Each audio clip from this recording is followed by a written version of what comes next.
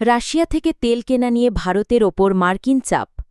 Russia থেকে তেল আমদানির কারণে ভারতের ওপর অতিরিক্ত ৫০% শুল্ক আরোপের ঘোষণা দিয়েছেন মার্কিন প্রেসিডেন্ট ডোনাল্ড ট্রাম্প।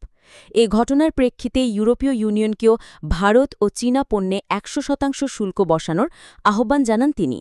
ফাইন্যান্সিয়াল টাইমসের একটি প্রতিবেদনে বলা হয়, ওয়াশিংটনে অনুষ্ঠিত বৈঠকে মার্কিন ও ইউরোপীয় কর্মকর্তাদের সঙ্গে ভার্চুয়ালি যুক্ত হন ট্রাম্প।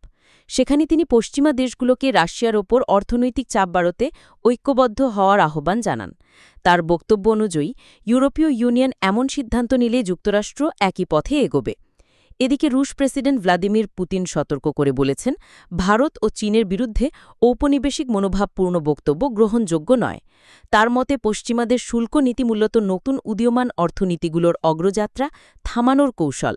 বিশ্লেষকদের আশঙ্কা, ইউরোপীয় ইউনিয়ন যদি ট্রাম্পের প্রস্তাব মানে তবে বৈশ্বিক বাজারে বড় ধরনের ধাক্কা লাগতে পারে এবং এতে পশ্চিমাদের সঙ্গে ভারত চীনের দূরত্ব আরও বাড়বে। অন্যদিকে এই উত্তেজনার মধ্যেই যুক্তরাষ্ট্র ও ভারতের মধ্যে বাণিজ্য আলোচনায় অগ্রগতি হয়েছে। সামাজিক মাধ্যমে এক পোস্টে প্রেসিডেন্ট ট্রাম্প জানান, শীঘ্রই প্রধানমন্ত্রী নরেন্দ্র মোদীর সঙ্গে দ্বিপাক্ষিক বাণিজ্য চুক্তি নিয়ে আলোচনা হবে এবং তিনি এর সাফল্যে আশাবাদী।